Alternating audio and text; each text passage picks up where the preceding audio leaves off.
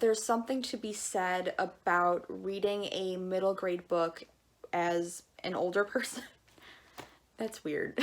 Hey everyone, my name is Ryan and I'm back with another video. So it's no secret that I love middle grade books. Sometimes I just think that middle grade books hit different. They just hit real hard sometimes. And I really do enjoy reading them, and I think the reason is because nowadays I read a lot of middle grade books that I wouldn't have touched when I was a kid. So yeah, there's a lot of middle grade books that have made me really emotional and some that I've grown really attached to, and I'm just really glad that these books exist because when I was a kid, not only would I just not have read books like these just because that's not where my interests were at the time, these books really didn't exist like that back then. Middle grade books have gotten so diverse in recent years, and I know there's still a long way to go, but I'm happy for the progress that we've made because now it means that kids are starting to see themselves in books that they're reading now, and I think that that's really amazing. So yeah, with that, this is a list of middle grade books that I love. The first book on this list is Everything. I can't make this video and not talk about this book because I think this might just be one of my favorite books of all time, and that is The List of Things That Will Not Change by Rebecca Stead. I read this relatively recently. I read it last year during the summer, and to be honest, I haven't stopped thinking about it since, and I already want to do a reread. This book is essentially about a girl named Bee, and her parents are divorced, and her dad is gay and is getting remarried to another man, and this man has a daughter that is about her age, and she has to learn to get along with this new girl because they're going to be sisters soon. That being said, this book is about so much more because it just talks about how your life state changes as you grow up, and it talks about family love and how even though things are different, her parents are still going to love her. There's also a mental health element of this book because Bee has anxiety. I don't think she uses that word, but she talks about it sometimes. And there's a really good positive element here of her going to therapy and her learning how to control her emotions at therapy. And there's just a lot of discussions on how strongly she feels her emotions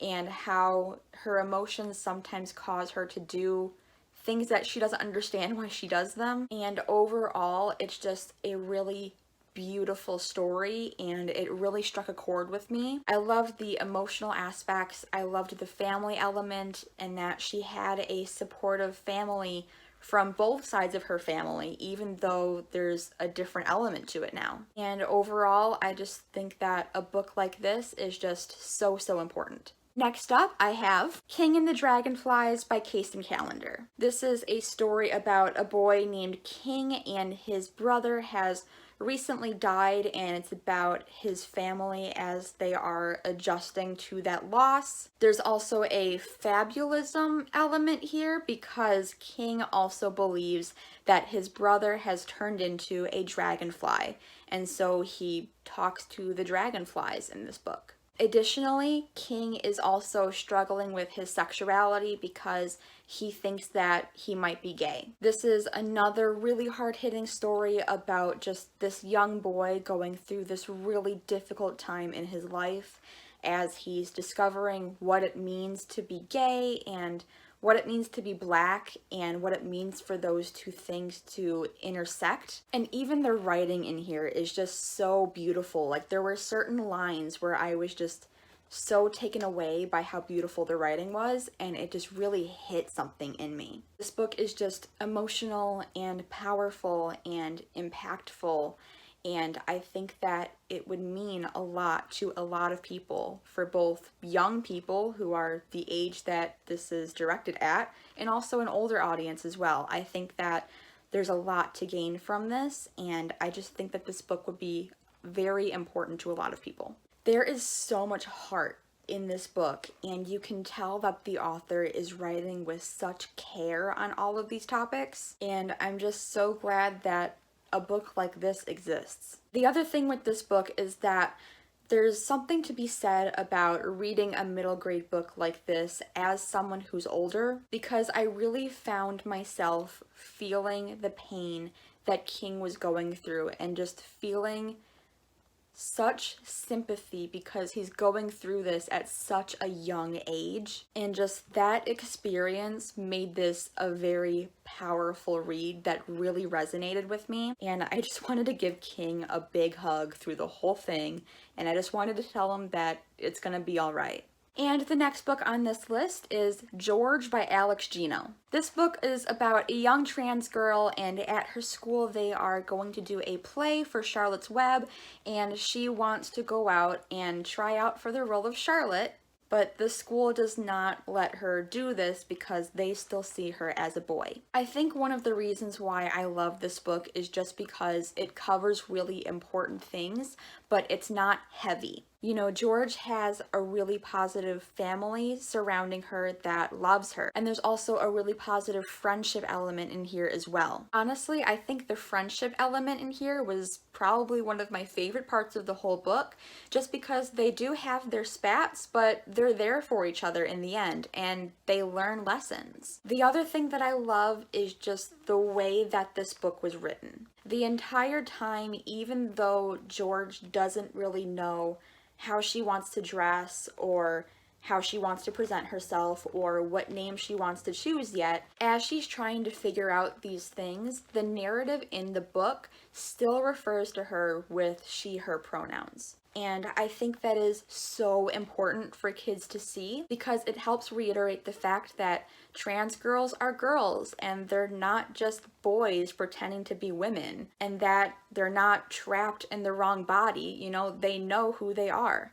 And I think not only is that really important for kids to see, but it's really important for adults to see as well, because honestly, a lot of adults don't get that either. And having a book like this and seeing it shown in such a simple way as having George be referred to as she and her makes it really easy to understand. And not only does it have these important things in it, it's also just a fun, cute story about these kids trying to put together this school play. And I just think it's a really good story. And the next book that I have is In the Role of Brie Hudgens by Nicole Melleby. This is a story about a girl named Brie who is struggling with her sexuality because she thinks that she might be a lesbian. And she goes to a Catholic school, and she comes from a really Catholic background.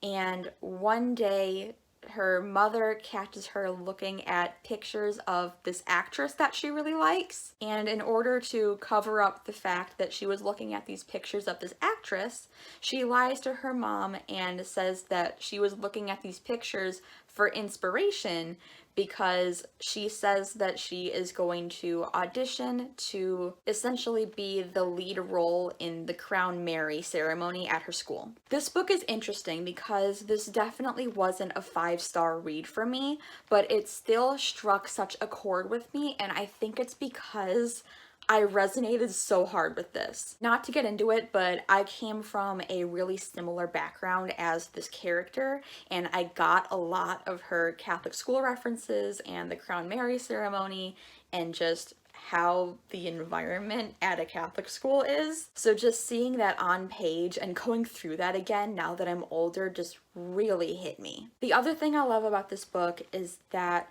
the main character and her mother have a very complex relationship. You know, they love each other, but Brie feels like her mom places a lot of pressure on her, but she also kind of feels like her mom isn't really paying enough attention to the successes that she actually has. And I just loved seeing the development of their relationship throughout the story, and I loved seeing the development of Brie as a character. And one of the things that I loved about her as a main character is that she had dreams. Brie loves soap operas, and this is one of the things that she shares with her mother. And all she wants is to be an actress on a soap opera. And I loved seeing her trying to communicate that to other people and trying to become a better actress and things like that. And I also really liked that she made mistakes throughout the story. You know, Brie has some flawed ways of thinking and flawed ways of doing things sometimes, but I thought that made her very real because she is like 12. She's not going to know everything. And besides that, I just loved seeing her learn things through her mistakes, and I thought it made her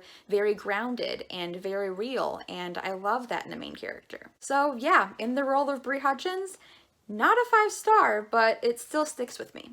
And the next book that I have is Are You There, God? It's Me, Margaret by Judy Blume. This is a really recent read for me. I read this a couple of months ago, and this is actually an older middle grade book than what I'm used to. This came out, I think, a couple decades ago, where a lot of the middle grade that I read is more recent. And I was actually not expecting to like this very much, but I absolutely loved it, and I think that's why I like it so much, is because it really shattered all of my expectations of it. This is essentially about a girl named Margaret, and she has just moved to a small town and to a new school, and she's struggling with her faith because a lot of her friends are either Christian or they're Jewish, and she was not raised religious, so she doesn't really know how she fits in with all of that. And this is the story of her learning about the two different religions and seeing which one fits better for her and which one that she decides she wants to go with. And this had a lot of themes in here about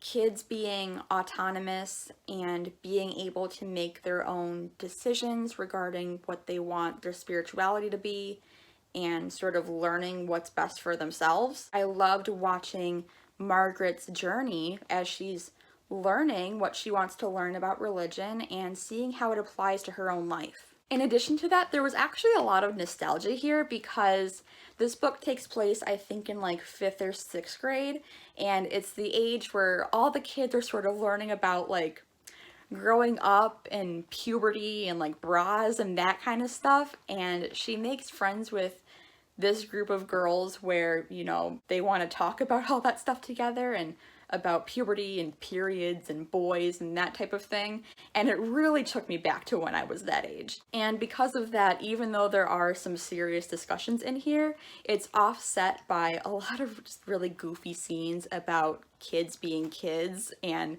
kids not knowing much about their bodies yet and just being confused because they're at that age. And yeah, I just really liked this book. I thought it was important, but also really funny, and it had a lot of good things to say, but was also just a really fun read. Okay, and the final book for today is The Witch Boy by Molly Knox Ostertag. And this is actually a graphic novel about a society in which boys grow up to be shapeshifters and they protect the community, and the girls grow up to be witches and they do more spell work and things like that. And this follows the story of a boy named Aster, and he does not want to be a shapeshifter, he wants to be a witch, and he has secretly been trying to learn spells. Aside from the obviously important themes about gender roles and forcing them onto kids and kids growing up and deciding things for themselves, which is really important, this book is also just really fun. The art style is really cute, and it has really nice magical scenes.